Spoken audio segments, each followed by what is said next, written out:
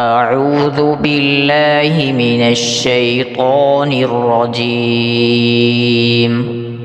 بسم الله الرحمن الرحيم.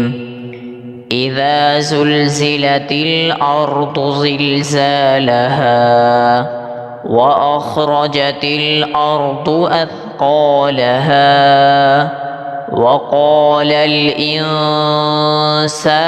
ما لها يومئذ تحدث أخبارها بأن ربك أوحى لها يومئذ يصدر الناس أشتاتا ليروا أعمالهم فمن يعمل مثقال ذرة خيرا يره ومن يعمل مثقال ذرة شرا يره.